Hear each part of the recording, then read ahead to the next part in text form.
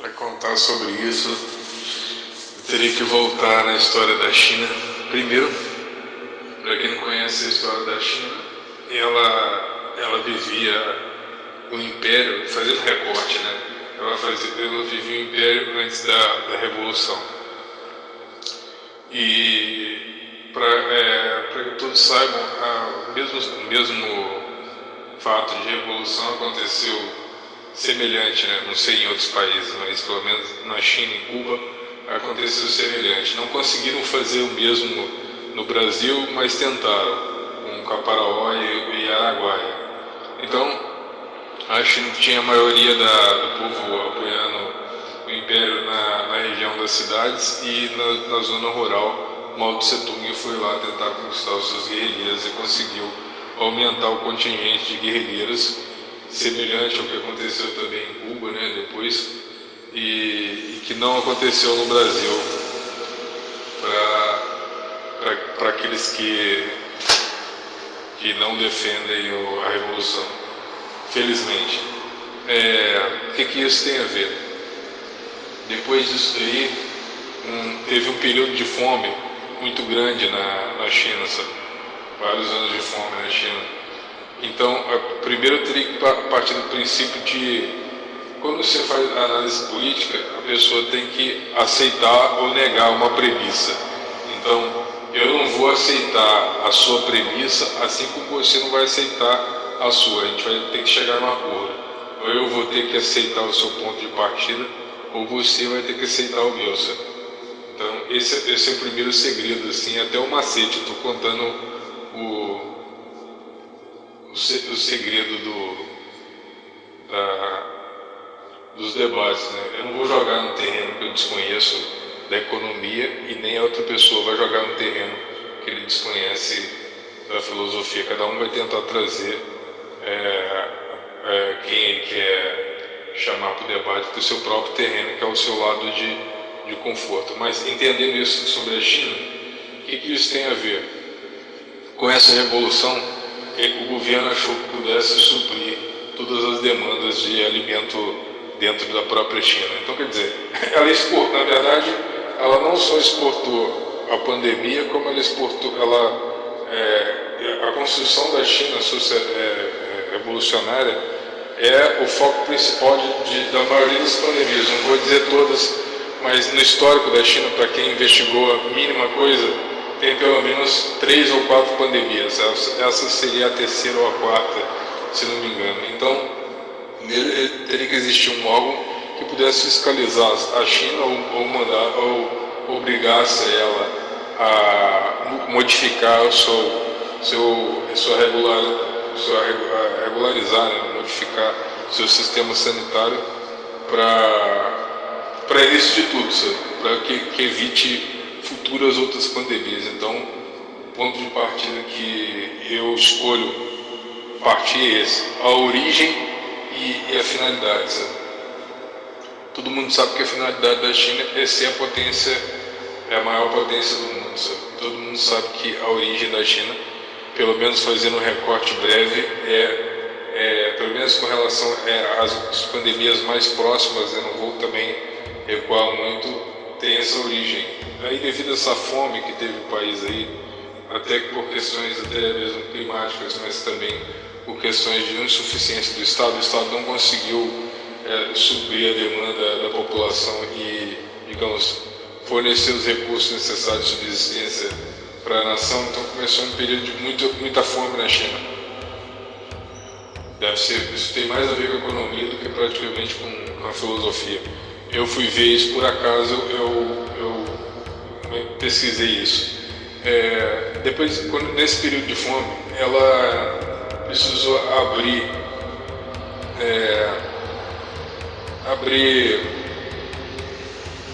concessões, abrir também, fazer aquilo que ela nunca tinha feito, né, com relação a animais silvestres. Por exemplo, em nenhum país, pelo menos que eu tenha visto, houve caso semelhante ao da China, de que a fome era tão grande que era preciso. Tem países aí que pessoas cozinham até terra para comer, né? Posso até mostrar isso em material de pesquisa, ter terra para comer, tem descobrido que existe uma terra que é comestível. É um absurdo isso, mas não é teoria de conspiração. Tem pessoas que se viram das piores, do que dá para fazer, né? O que dava para fazer na época era liberar o comércio de animais silvestres e também liberar no sentido de comer mesmo, para suprir a demanda de alimentação, incluir também no cardápio animais silvestres, que é uma coisa que não sei do histórico inteiro da China, mas que até então parece que não acontecia. Ou se acontecia, eu não desconheço, mas a partir dessa época de fome, ela teve que abrir esse espaço para o comércio de animais silvestres. Isso partindo da premissa que a gente tem que considerar outra premissa. O vírus veio do laboratório ou veio espontâneo do mercado? A primeira versão que eles contaram é que veio espontâneo do mercado. Então é a primeira que eu vou aceitar, porque é oficial até hoje. Eu também não posso ficar, por isso que eu não gosto de política do dia a dia, porque é uma política inteira, ele tem que ter um ponto de partida, passar pelo ponto de partida do que tem a ver a alimentação, que foi que eles alegaram, né? Então, a China comercializava, como todos os países, tem o mercado central, um dos mercados maiores lá, que possivelmente é de exportação também.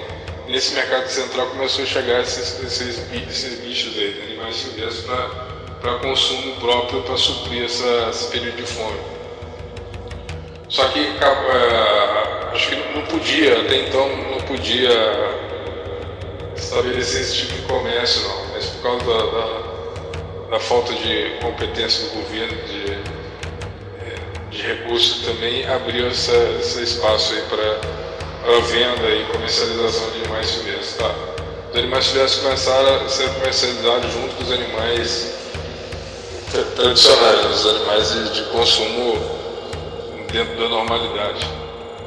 Dizem que esse vírus aí, ele sofre mutação à medida que ele passa de animal para animal, e é isso que eles alegam na primeira informação sobre a pandemia, né? Que não é a primeira, mais uma vez eu digo, deve ser a terceira e a quarta. Eu pesquisei, inclusive os vídeos que eu fiquei para fazer sobre isso, eu fiz lá, né? Eu deve ter feito, sei lá, uns 5 vídeos sobre o Stuart Mill e a China, e eu fiz uns 2 sobre a culpa da China, inclusive o último vídeo da culpa da China, eu vou incluir isso daí também, sabe?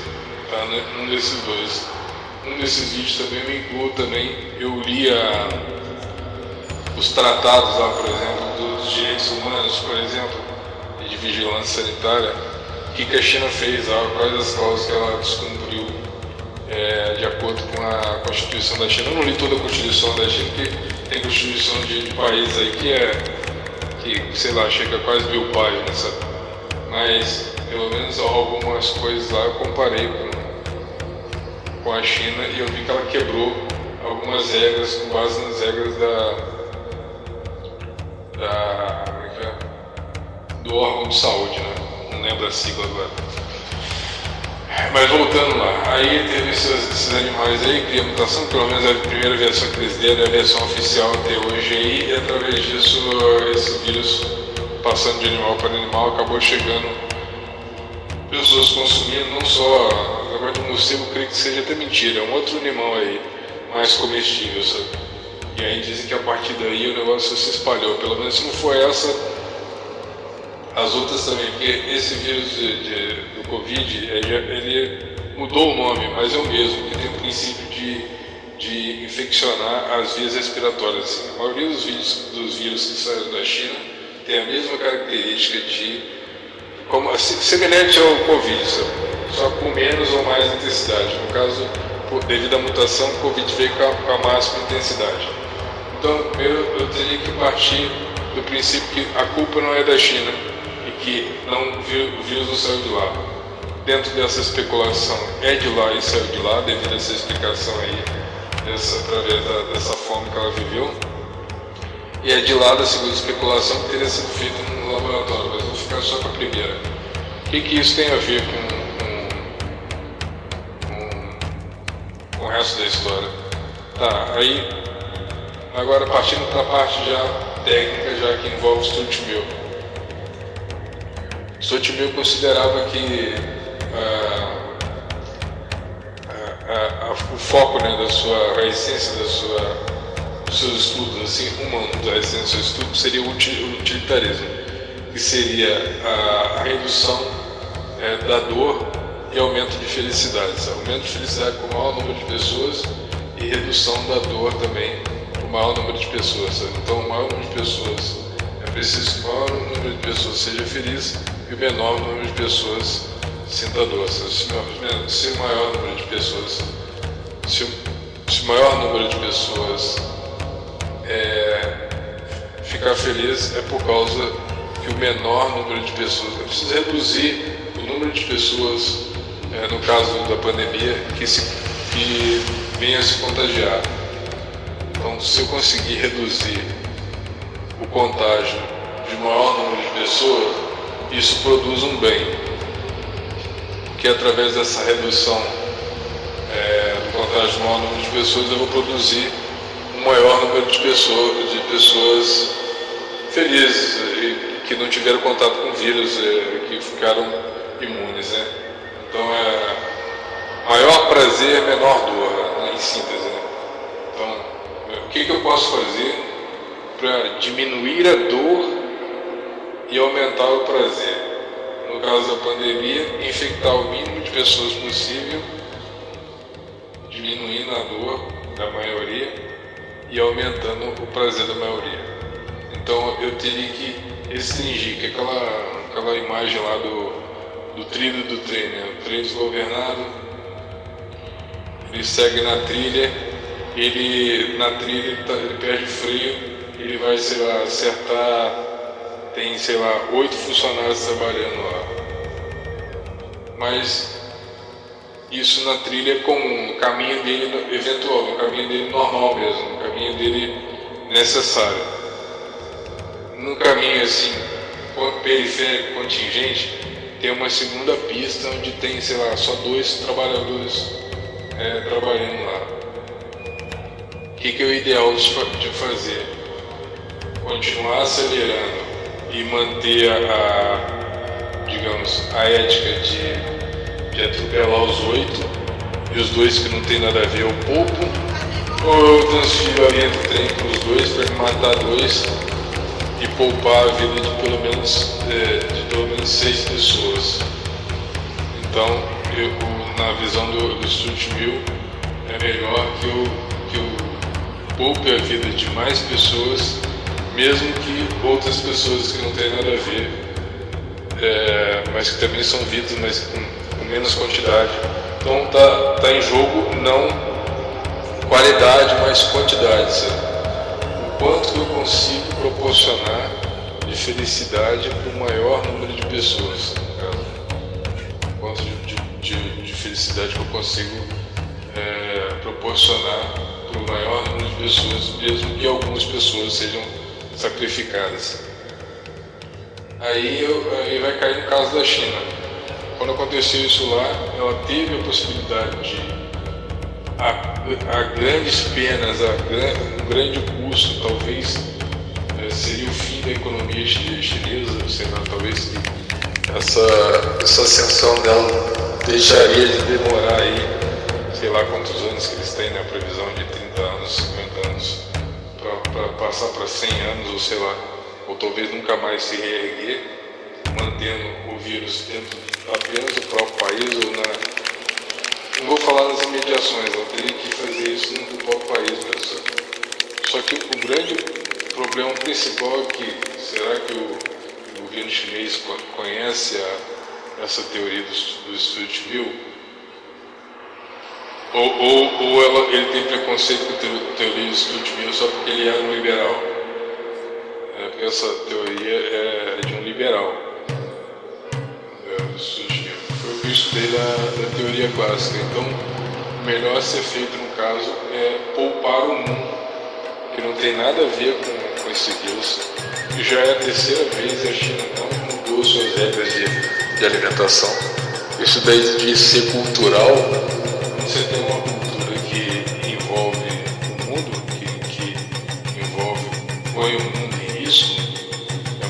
cultura inútil, sabe? Uma cultura que tem que ser eliminada, essa cultura de comer bicho, inseto, essa cultura tosca. Isso daí aconteceu no período do extremo de fome, não precisa sustentar essa, porque senão não tem limite, acaba só.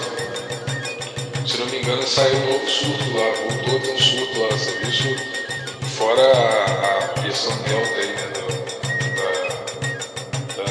da pandemia. Então você vai fazer o mundo pagar um preço de culpa sua, né? E querer transferir isso daí.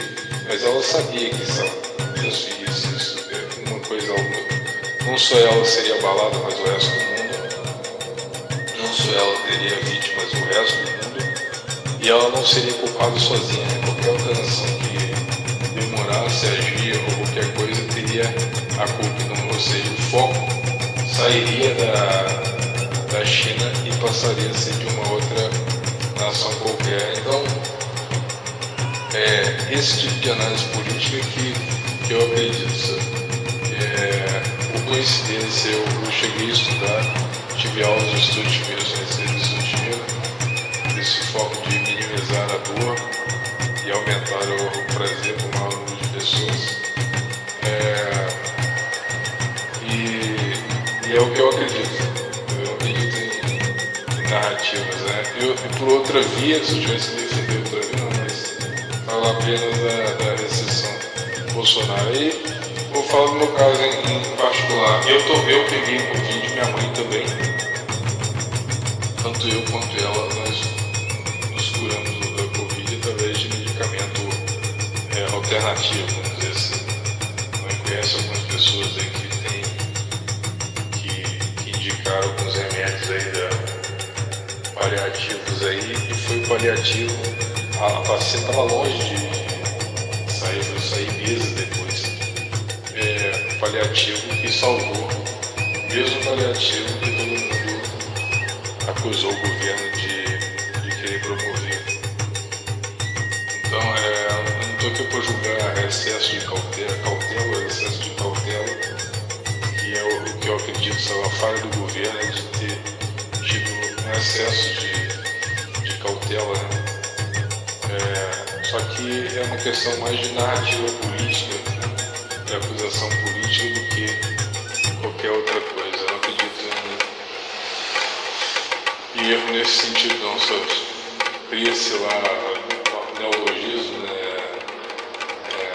Negacionismo, agora está na moda lobby factório, agora está na moda falar lobby factório. Cria-se lobbies factóides e a verdade fica por debaixo do pano, mas é isso que eu acredito. Eu não falo muito sobre isso, porque eu já fiz vídeo sobre isso. Já deve ter uns 10 vídeos já contando os que eu vou postar ainda, os dois que faltando postar ainda, então tá tudo explicado lá na argumentação que eu montei lá. Então é isso. A culpa é da China, ela não se importou com os países, tanto é que eles não têm nem doado vacina, eles já têm vendido vacina, então tem muito a se investigar.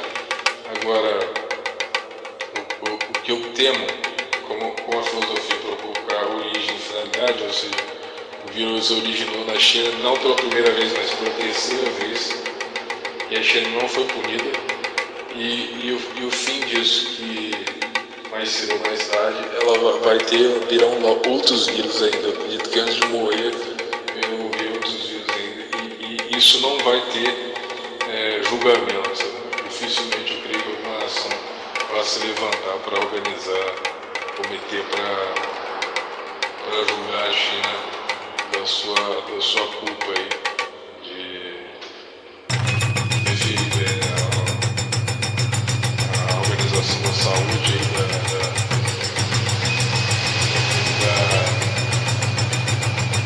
ser punido pela crise sanitária mundial.